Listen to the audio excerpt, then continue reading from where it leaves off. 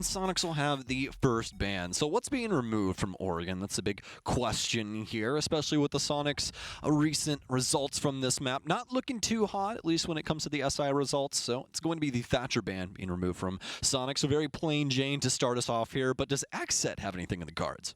That'll be the question we'll be getting an answer to in just a second here, as XSET's first ban will be, and their final attacker ban, of course, is going to knock out Yang. Pretty much perfect sense for an Oregon game. We've seen her be almost a necessary choice for basement attacks specifically, but a few other areas as well. She's become a choice operator to bring in, so makes perfect sense, especially against our friends from the Soniqs. Meanwhile, I'll get XSET's last ban out. This one also aligning pretty well with what we've come to expect here on Oregon. Wamai can be a very powerful piece of utility for mitigating grenades of all types, so we'll get rid of him. I really like this ban set so far, especially from the XSET side. We'll see what the defensive ban is for the Soniqs, but for XSET, especially starting on the offensive side, removing the Ging if they don't usually play with that, it's going to be a really solid ban. We'll get to that one in a minute, John, but Wamai going to be removed as well. I love that, not only because you could be playing something like Capital or something like that into that, but you'd also force their hand and force them to a play kind of like an Aruni or Jaeger setup. But speaking of Jaeger, he's gotten banned out too, and now this leads us to the point where we have to have a pretty serious discussion. This discussion is mostly focused around throwables, and those throwables mostly being frag grenades. Frag grenades are going to mean so very much inside of this game that we are about to watch. The only preventable utility that the Soniqs can possibly bring to the table is what Rexen is bringing right now, these laser gates. Any of those are going to be hopefully the saving grace for the Soniqs, but XSET, if, well, any pro team being in this position is more than likely going to bring a very large abundance of throwables. We can already see a good amount of, I believe, 6 currently in the lineup for this team as they're about to spawn out in a few seconds. Or keep in mind, of course, we got attacker repick, so the possibility that we'd see them switch this up, but given the fact that Soniqs plays into a fairly default basement hold here, more than likely, XSET's already got a good read on this and shouldn't need to make too much use of attacker repick for this site or probably a few of the other ones as well. You will notice an interesting pick on Soniqs operator side that we didn't talk too much about. Obviously, that's going to be Yeti bringing in the Thorn into the fold for this one. And then, of course, as you had mentioned earlier, Rexen being forced now to go over to the Aruni as they have no other forms of mitigation due to that little bit of a self-handicap they put on themselves by banning out Jaeger.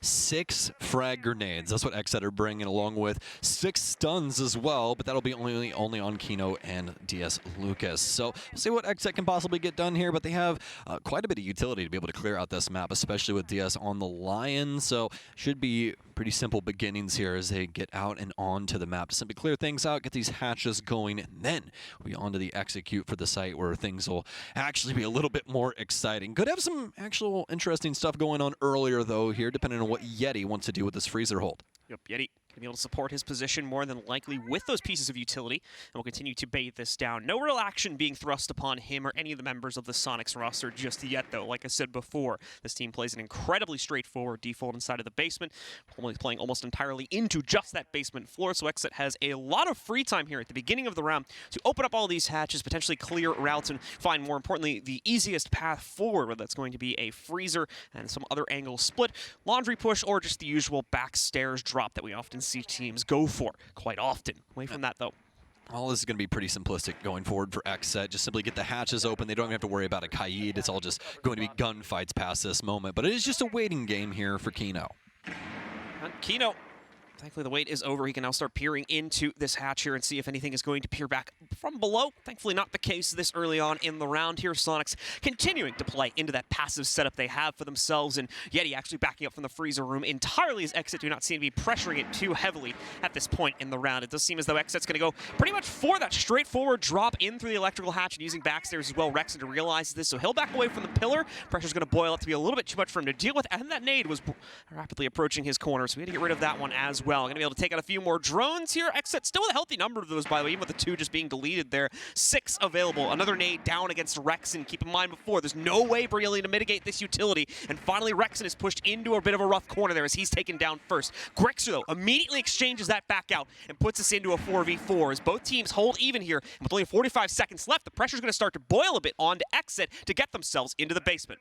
It's on both ends. Super still has some toxic babes to be able to commit to this situation. Kino with the case currently currently standing on the back towers as well. So looking to see if they can possibly get this engagement to go off around the pillars area, but there's just so many holes to deal with. It's going to be a trade back and forth as XSET surge forward into the actual site, but steadfast as Soniqs at the moment here. They need to get this plant down, but they haven't found the space just yet. Yaga's still looking for a kill as he'll move over towards E-Box. Has one inside of Freezer hallway as well, but now trying to transfer back over in towards the actual square space. Kino starts to plant right inside of E-Box, but it's a swing from Yeti, who was not found earlier, but it's XSET to actually find all of the kills. Yeti can't complete his, and now XSET actually find the first round. XSET getting the job done, and just in time as well, really struggling to get any sort of player presence inside of the basement itself. We saw those first two fights basically boiling down to a 1-for-1 into their favor, though, ultimately, as they are able to eventually get that back stair control and use the positioning to trade their way into the site, taking control of the first round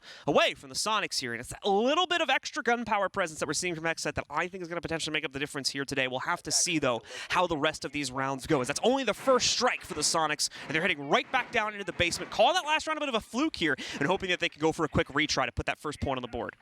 And we'll have to see. They are going to have a switch up in the likes of Yeti. We'll bring Warden in to see if that can possibly do anything inside of this. But, I mean, just looking at it from a raw perspective from the last round, I don't really see what Warden does for this situation. The Ying's banned out here. No one's really going for a smoke plant. I mean, it wasn't just really a lot of flashes in the last round. Exactly. And most of these flashes are going to be used to try and burn out gates because you want those frag grenades to land. So, I mean, I don't really know what the Soniqs are going for in this instance. It could be as simple as, hey, I wanted a 1.5 so I can fight at range. We really don't know. He might just be playing for that like stair position where there's probably a bigger likelihood he might get flashed, or one of those three gets dumped potentially onto him. I think they're bringing 3. No, they're actually 6 because they do have them on the line as well. So possibility that maybe he gets engaged on the ladder or even an area like this too, and he can use it there. But I agree with you completely. Once he gets down to the basement, the ability is going to be pretty useless. We'll have to see how it goes. It just looks like it might be used for some early peaks. So 1.5 site especially just makes longer range gunfights easier for you. I know we harp on it all the time, but it really does mean a lot coming from the defensive end if you're able to fight back up against the offense. And speaking of them, they're now into the building and clearing things out. Not too much of a Soniqs force around this area, so it's going to be as simple as getting the hatches open yet again, starting to focus on this build-up towards their execution. Going to try and clear out Freezer. Gomez will be on duty, so get rid of the deployable cam and start dealing with the bodies in Freezer. Gonna watch that corner there just in case someone from the Soniqs wanted to go for a quick hop-up. Not to be seen, though, inside of this round. Soniqs continue to have free clearance over both the first and second floor, due to the Soniqs also choosing not to put any additional presence inside of areas like security, where we sometimes see players hanging out for that first minute or so of the round. Once again, playing it entirely into this default, into the bunker downstairs itself, and that leaves our play into the hands of XSET. They have to make the first move here. They have to be the one to strike and try to open up these hatches, which Kino obviously is working on right now, as they'll pop open E for themselves and start looking at other options past that. Looks like he's going to work his way over here just to, do another quick pop of the freezer hatch. And now XSET can start investigating with their drones and look for another path downstairs, whether it's going to be just a rerun of the previous round or maybe adding a new facet to it if they want to try to push from freezer or another avenue. Yeah, it's a bunker set up inside of bunker. Not a single roamer as Soniqs tries to play this close to the chest and make sure that they don't give XSET too much of a rope to be able to take this round. Might have an engagement on the back stairs here as Rexon steps up to the plate. No damage back and forth on either one of these members, though, as this timer continues to dwindle. Rexon continuing to hold this back as time still sits aplenty here for the XSET roster, so they're making good progress on being able to force the envelope and get themselves into the site with a good amount of time remaining in the bank here, but they're still being cautious, making sure to use as much of it as possible so they don't mess anything up here or miss any tricky positions from the Soniqs rosters. They're set up just as easily to prevent this. In comes the nade flashes. So we're going to see XSET dump pretty much everything in order to get backstairs access, and it'll work out. They'll be able to work their way in. Nitro up from Yeti, but pretty sure it gets shot, so no impact being made upon our attackers at this point in the round here. XSET have now frozen, despite the fact that they have back control. Soniqs have backed away from that fight entirely and are choosing to prioritize just long-range duels here, with another counter coming in towards the freezer side. Perfectly played up until Kino gets in the action, though. He finds a double to start XSET off well and push them deeper into the site. Gomez looking to pull off something similar, but he as well is going to be stuck inside of E for the time being. He doesn't want to fully commit to that just yet. Yaga, though, will get the job done for him. Clears out his teammates' rough position there, knocking down Grixer, and now potentially opening up a plant opportunity for Kino. Super starts the wrap out through a construction tunnel. Yeti's going to push in from the side as well. This could be big from him, but no. The diffuser goes down. down onto the ground. Yeti completes the wrap, however, and he's got another teammate still pushing back in from the other side, so very, very quickly, XSET will lose their positions. Not all of them, however. Yaga stays in the fight, brings it down to a 1v1 between him and Super, and Super is already low, so it's an easy shutdown for Yaga, and an easy closeout for XSET as they take a second basement attack in a row. Fantastic round there for XSET. Not only do they focus on making sure that the Soniqs are all forced back into the site, but also they set up that ace in the hole Yaga inside of Freezer. They get the security hatch open, and he simply waits for the proper moment. We have a huge double kill happen from one of the XSET members, and Yaga immediately takes space inside of Freezer. They had no idea that counter angle existed at all. He ends up getting the kill not only on the player inside of the actual stock space, but he's also able to hold things down for the post plant. It's exactly what you want out of your player inside of that position. Very well done from Yog, and what a call from XSET. So it's 2 in a row for XSET in the basement site. Soniqs definitely feeling like they might have changed up their fate a little bit at the start of that fight, but unable to carry it forward. They're finally going to shift away from that and head upstairs here. And that means some operator changes are coming into the fold for our defensive lineup. Most notably, we are going to have the Thunderbird coming out for Grixer, enables a little bit more aggressive presence inside of the early round, and even fighting for the site in that final minute or so is going to potentially boost some of these anchor positions. Alongside that, we get the Mute Mozzie combo to try and deny as much intel as possible, and Rexon's got a nice comfort pick coming on there as well with the Alibi. Love the Alibi pick coming in here, especially just for that extra little, sprinkle of information that could possibly come through from those Prismas. But either way, I like Sonic's strategy here, and I think it's something that we probably should have seen in the last round. They need to get into these engagements and take these fights to XSET. If you're going to sit here and just let them set up for their execute, it's more than likely going to go off with a hitch every single time, or without a hitch, rather, every single time, because XSET doesn't have to worry about any of these preventable utilities being played by the defense. So it just makes it super difficult in that aspect, especially when it comes to those low times. But for Soniqs now, especially with the Thunderbird pick coming in, I'm assuming that we're more than likely going to see some more aggressive engagements from them, but we'll have to see. As for XSET, they're already entering the building, especially for Yaga's sake, as he's taking control of Armory. Yeah, they're going to notice zero presence over here by the main stairs side of the second floor, so they'll swoop right in. Yaga will take it in a moment. It wouldn't surprise me if Kino goes in to take bedroom and walk-in closet control. Also, I'm not sure, we should have a mute jammer or something like that on the other side of this wall, so there is a possibility that gets held up for a second or two.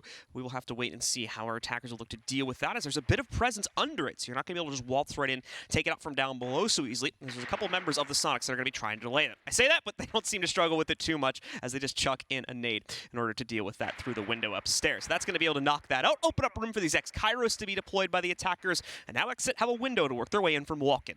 Oh, such a plain Jane execute here from XSET as they'll work the Master Wall and also have Maverick, you guessed it, in Big Tower working the attic as well. So we'll see if the Soniqs can deal with this more default-esque strategy from XSET. Is Super not the first one to get taken down this time. It's instead Yaga as Kansan finds one, Kino will find another. It's going to be a trade back and forth as the Soniqs, they're ready to stand and bang. They'll swing into Trophy, be able to trade out as they'll take the lead. Kino with an unfortunate misread there, as he does not expect the second player to push him after he trades out the first. Ends up dying as a result of that. Nades go in. That should have taken out both of the Kona stations, but it's going to do relatively minimal damage to any of our defenders here at this point in the round. So Gomez will be able to surge himself forward, establish a big window position, and start to punish anybody that might still be present from that. There was a player here a second ago, but they've rotated around into the main dorm, so no longer going to be the case. Soniqs are continuing to hold with the 4 players they have left. They're going to work this 1-player advantage down to the bitter end of this timer and try to look for an easy closeout here on round number 3 to finally put themselves on the board. One Kona station is still alive inside of those main dorms,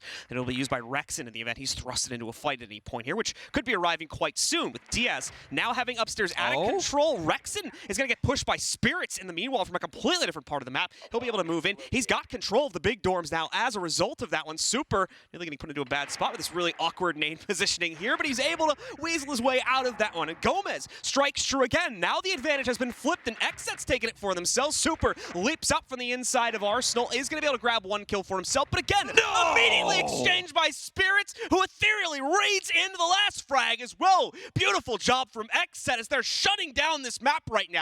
3-0 over the Soniqs. Man, that round with Soniqs every single day of the week. They have the case down inside of Trophy. They have the man advantage, but XSET still win it out here. And honestly, Super just not managing the main stairs in any great capacity. I mean, you just allow Finka to walk up and ice your teammate inside a Trophy. If you're playing that area, you're supposed to hold on to that stairwell and not allow that to happen. But, I mean, for the Soniqs, they just can't buy around, it seems, nowadays. Even when things are all all going so right. It just takes one little bit of straw to make it all go so very wrong. So without, for the time being, any other new ideas to be brought to bear, Soniqs just going to go for the repeat here. Once again, call that as like, okay, guys, you made a few like critical blunders there. Like you were saying, Super's position not being watched over the best way it could have potentially been, and a few other things getting slipped up. They'll try this one more time and see if, once again, second time will end up yielding them results on their upstairs hold. If not, there's a big question of what the heck do the Soniqs try to go from here, or where do they try to go from here, as now they will have lost 2 in a row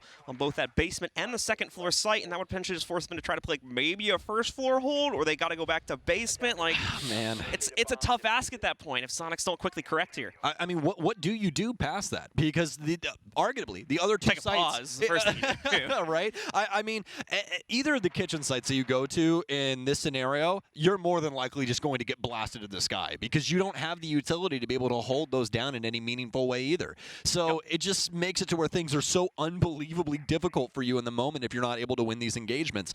And unfortunately, you know, the last round, Soniqs actually do win the engagements. They stack and trade out properly, and it still doesn't go their way just because of what we saw inside the last minute. XSET are just allowed to swing all of these angles and take gunfights where they really shouldn't be winning out. They should be trading evenly, which would mean that Soniqs get the round, but unfortunately we don't have that. Going into round 4 now, though, as John had said previously, we're back on the top floor defense. XSET already with some deep drone coverage inside. The Bulletproof will be able to take care of that as they'll get picked up from the Sonic defense, but it'll at least give them some semblance of info on what is to come. That nade, I guess, didn't end up getting thrown or didn't make its way through, but either way, there we go. It's going to go through this time. Spirit's never threw it, I guess, because he still has 1 remaining. That will once again deal with the Mute Jammer and open things up towards walk-in for these guys to play with. And we've got, wow, that's a big lord coming in from Super all the way down in the basement. Very curious to see what this could potentially bring, as he did play a similar aggressive positioning on the retake for the last round. If he worked his way up, if he's going to end up working his way up through laundry stairs up to main.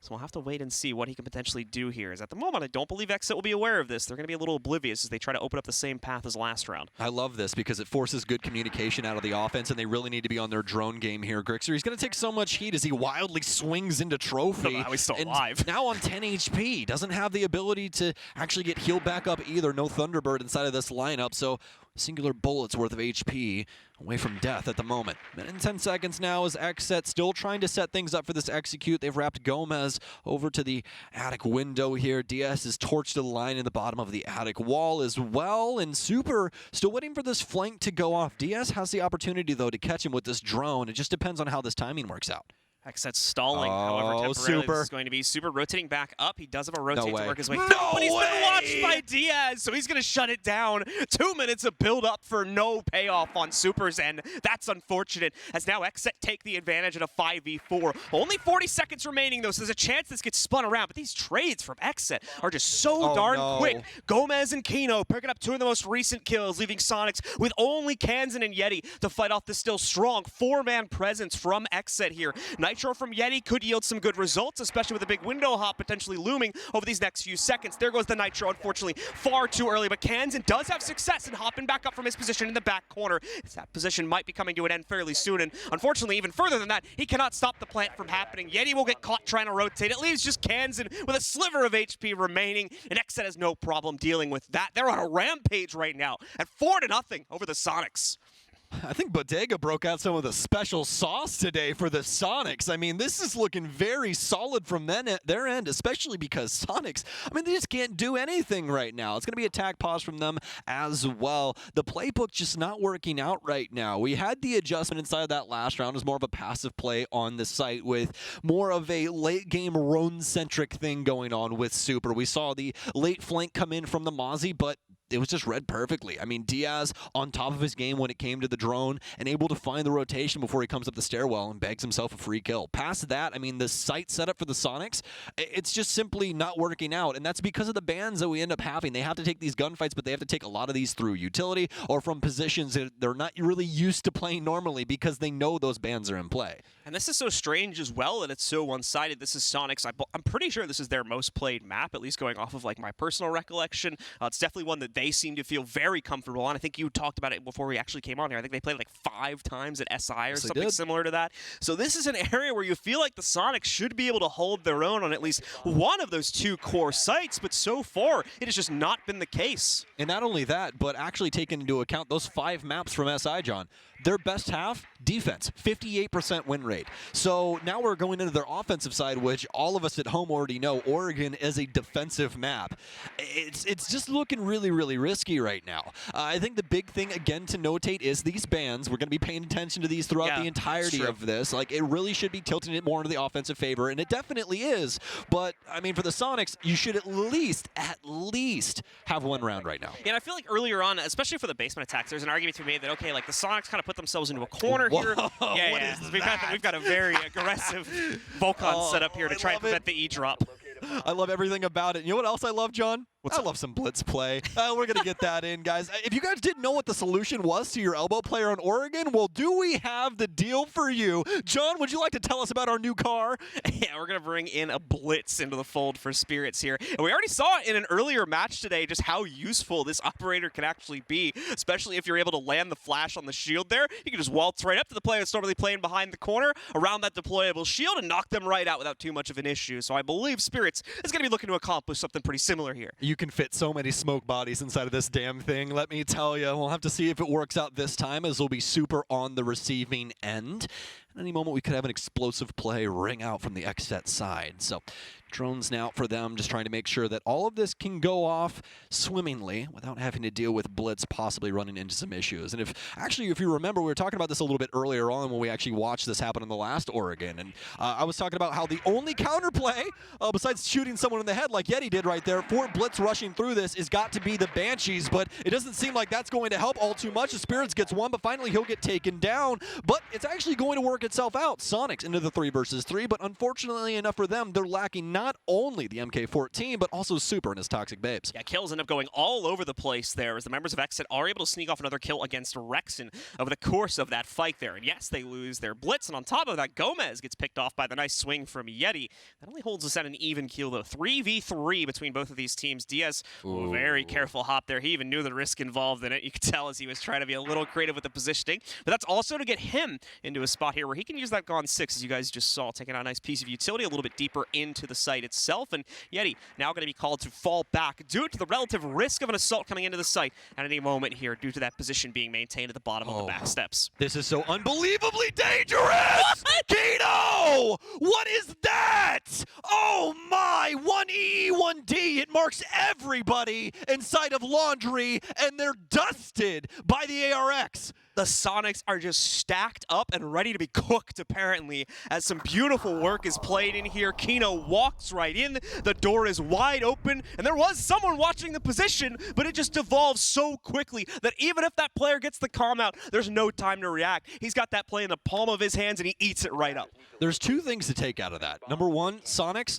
that positioning, so unbelievably poor. I really don't know what the overarching strategy was for that, and I mean, if we do get him in an interview, I would love to talk to them about that round, because it just doesn't really make sense to have everybody spaced like that. But I mean, either way, past that, I'm just going to say this to all of you at home that choose to argue against the ARX. That is why you play the ARX. He literally tagged each one of those people twice, and they all died. He's only got 20 bullets. Like, if you're trying to argue against the ARX, are we playing the same video game? I don't know what to say to you. Like, I've never understood this argument. But, I mean, hey, for XSET, there's no argument here. ARX takes it 9 times out of 10, and it's going to happen there yet again. So, for XSET, 5-0 up against the Sonics on the offensive side. Sonics might be regretting that Jaeger ban right now. That was the point I was going to lead into. Is I feel like Sonics are really starting to potentially question whether this Jaeger ban was a good idea, because I was kind of trying to take a look at it during the first few rounds. It hadn't become as big of an issue when they were going for the upstairs holds, but I think it's become a problem once again where they're almost like scared of potentially getting a nade dropped on them while it's been pre-cooked. They don't have any time to react to that. So I feel like in a lot of situations here, especially in their basement holds, they're just prematurely falling back and getting themselves out of any potential nade range here, and that's setting up these like very easy pushes for XSET, because it's just pushing the Sonics into a corner. XSET just bullying them with nades because Sonics, gave them that capability at the beginning of this game. It's very strange. Yeah, I don't really know what to say about it past that, because it's just one of those things where it's like you straight up just have to ask somebody, right? Like, Yeah, there's no way we're going to sit here and be like, guys, this is exactly why they did this. That's so. like my hypothesis on what's currently happening, but that'd be a great question if we get someone from Soniqs on an interview or something like that as well in the future to ask about that. Yeah, absolutely. And honestly, just to ask what the heck is happening this stage. Remember, guys, this is the exact same team that we saw at SI. The same team that placed top 6 internationally is currently down 5-0 up against a brand new XSET. It just doesn't add up. But for XSET, they've definitely got to be happy about these results, but not these in particular, as Grixer swings wide. Spirits will win the engagement, and I mean, we're just going to continue this clown fiesta. A bit of a Looney Tunes fight right there, but either way ends up in the favor of XSET. As Grixer unfortunately rotates a little bit too heavily there at a midpoint in the round, not assuming that XSET would have taken that much control just yet. So he goes down, and that's going to leave us into an XSET advantage once again. Man, it's just so strange from Soniqs right now. So they're going to lose Grixer here. Kansan's inside of Garage, but also, now here's the big thing. This is a moment for Kansan to win an engagement like that because he is playing an off angle. But if the drone coverage is right, they know he probably rotated out an XSET. Oh my, and Rexon, no, my friend, no, not like this. Unfortunately enough for Rexon, he's not going to be able to get the refrag. They just don't swing in any really positive way. I mean, he's 0-5 at the moment, too. He's died every single round. He's got 1 assist, but, I mean, Soniqs are in shambles right now. Fortunately enough, Gomez is going to gift him a frag. Rexon's first one of the game, possibly the second, but no, he loses that engagement to a man dropping down a hatch. They pop one of the Goyos as Super's the last one alive, but he's got so much to do. Some of these duels are pretty nutty. I will give XSET credit for that, but the Soniqs, their problem right now is inside of this round continuing to double, triple, quadruple down on the scenario, and it does not lend them any favors. Another round on the board from XSET, and now we're only 1 away from a perfect 7-0 as they absolutely destroy the first half here on Oregon. Yeah, that 6-0 was sponsored by Brazil, let me tell you. XSET is taking it to the Soniqs right now.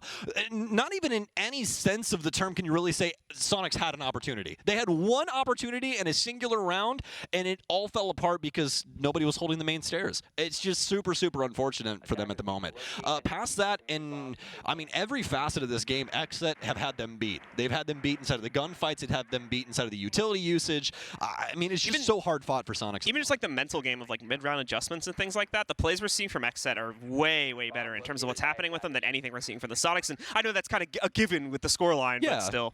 I mean, normally there's a few close rounds to call back on where we could have some positive things to say about the losing team, but that's just not the case right now. Soniqs just continuing to blunder, unfortunately, every single round. It really feels as though, for lack of a better term, it feels like XSET is playing chess and Soniqs are playing checkers. The one big adjustment that we saw was Super playing Mozzie and then Super playing Mozzie on more of an extended roam for a flank. Which didn't lead to anything because members of XSET were already on flank watch by the time he made his play. It just doesn't add up to me, especially from what we've come to know of this team inside of 2021. But 2022 is a new year. It's a new stage, and this is definitely a new look for the Soniqs. Let's see if XSET can get the clean sweep here. XSET certainly looking to make a statement here today after a little bit of rough go of it from week number 1. A 7-0 would certainly be a way to pop them off into the league, but we'll have to see if they can complete that task, as the Soniqs, now on the attacking side, are going to look to try and get a few rounds on the board at least, but they quite obviously have a massive task in front of them of trying to claim that same result that XSET had in the first half of 6 consecutive rounds in a row, and that only guarantees overtime. They drop any one of these 6, and that is it. The game is done, and XSET